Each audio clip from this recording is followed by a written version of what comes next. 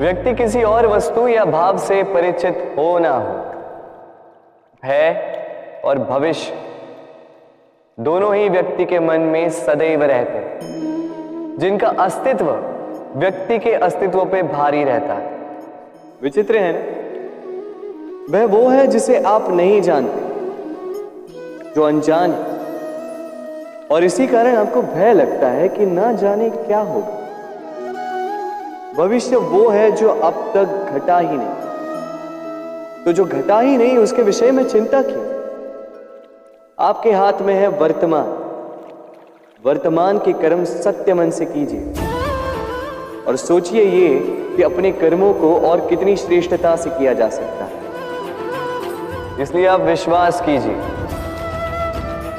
यदि वर्तमान के कर्मों को आप सत्य मन से करोगे तो भय स्वयं ही निकल जाए और भविष्य का फल अवश्य ही मीठा होगा। इसलिए भय और भविष्य से डरना छोड़ दीजिए, इस वर्तमान को जिए। जीवन में हम कई लोगों से मिलते हैं। आप भी ऐसे कई लोगों से मिले होंगे जिन्होंने स्वयं को असफल मान लिया, निराश हो चुके, जिन्होंने ये स्वीकार कर लिया है कि इस जीवन में उनसे कोई कार्य हो ही नहीं पाएगा, वो कुछ कर ही नहीं सकते, किसी कार्य के वो योग्य ही नहीं। किंतु ऐसा नहीं, इस संसार में ऐसा कुछ भी नहीं है जो योग्य नहीं है। कोई ऐसा अक्षर नहीं है जो किसी मंत्र का भाग ना, कोई ऐसी जड़ी बूटी नहीं है जो औषधि ना, कोई ऐसा विष नहीं है जो समय आने पर अमृत ना बन जाए। और इसी प्रकार कोई व्यक्ति अयोग्य नहीं होता, उसे अयोग्य बनाती है उसकी सोच। इसलिए स्वयं को जानो, जान जाओगे कि आप क्या, अपने अंतर मन को जगाएं। आप देखेंगे कि जिस संसार की नींव ही बनी है आशा से, उस संसार में निराशा, हताशा और हार जैसा कोई भाव अस्तित्व ही नहीं रखता। इतना सुंदर पुस्तक है, सुंदर आवरण है, सजाए हुए पृष्ठ,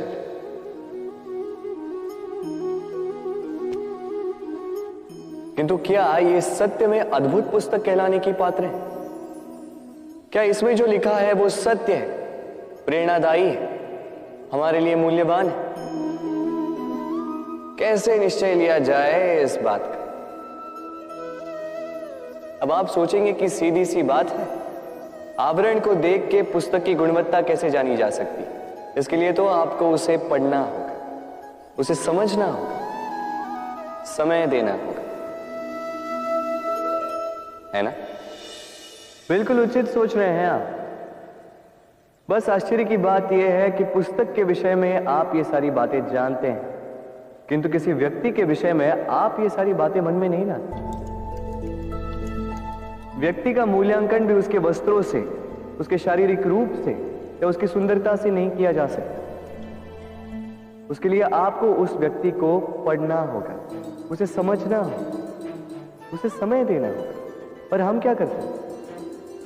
पहनावे, रंग, सुंदरता को देखकर आकर्षित हो जाते हैं, उसे प्रेम समझ बैठते हैं। और आए दिन कोई ना कोई ये कहते सुनाई देता है कि उसकी प्रेम कहानी सफल नहीं हो पाई, उसे छल मिला। किंतु इसमें दोष किसी और का नहीं, स्वयं आपका। आपने उस व्यक्ति को समय नहीं दिया, आपने उस व्यक्ति के विचार नहीं परखे। प्रेम 2 क्षण में बनने वाला पकवान नहीं है, इसका स्वाद चखने के लिए आपको जीवन भर का समय देना पड़ेगा। तो समय दीजिए, एक दूसरे के रूप से नहीं, आत्मा से जुड़ी। निश्चित ही मन प्रसन्नता से कह उठेगा, राधे राधे। हम में ऐसा कोई नहीं होगा जिसने वृक्षों को ना देखा, वृक्षों पे इन पक्षियों को ना देखा, इनके घोंसलों को ना देखा, इन पक्षियों को अपने छोटे छोटे बच्चों को भोजन कराते ना देखा। संसार का सबसे ममत्व वाला दृश्य होता है। चिड़िया दूर से अपने चोंच में दाना भरकर लाती, स्वयं भोजन करने में असक्षम संतान की चोंच में डालती, स्वयं भूखी रहती, निस्वार्थ निश्चलता से। और जब संतान के पंख निकल आते हैं, वो उसे उड़ना सिखाती और उसके पश्चात उसे स्वतंत्र कर देती है अपना जीवन जीने के, इस आकाश में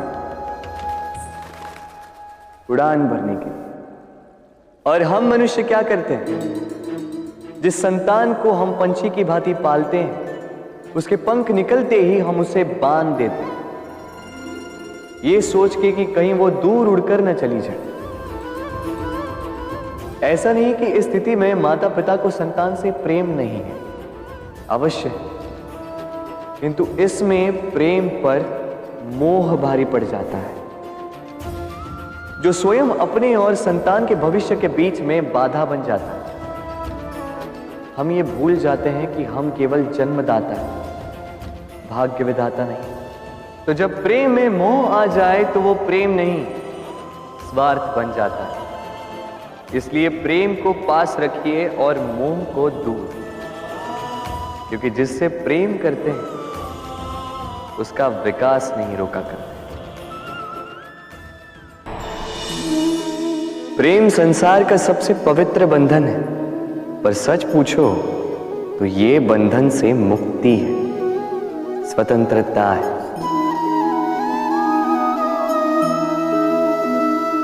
नहीं समझे? समझाता। यदि कोई आपका प्रेम ठुकरा दे, यदि कोई आपका प्रेम समझ ही ना पाए, तो क्या हो? कुछ उदास हो जाएंगे, कुछ छल करके प्रेम पाना चाहें, तो कुछ बलपूर्वक प्रेम पर अधिकार करना चाहें। किंतु यह आवश्यक नहीं कि जिससे आप प्रेम करते हो उसे भी आपसे प्रेम, क्योंकि प्रेम कोई वस्तु नहीं है, न राज्य है, न धन जिसे आप बल से अपने वश में कर सकते। प्रेम वो शक्ति है जो आपके लिए हर बंधन तोड़ सकती है, किंतु स्वयं किसी बंधन में नहीं फंसती। तो जिससे भी आप प्रेम करते हो उसे स्वतंत्र छोड़ दीजिए, क्योंकि स्वतंत्रता ही वो भाव है जो जीव को सबसे अधिक प्रिय है। प्रेम सच्चा होगा तो उसे अवश्य समझ में आए।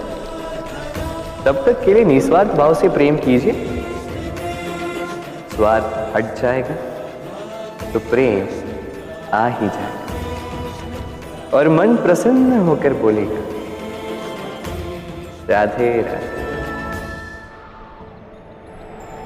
जब भी प्रेम की बात आती है, हम सबसे पहले मन में एक नायक और एक नायिका का चित्रण कर लेते हैं। क्यों? आपके साथ भी यही होता है ना? पर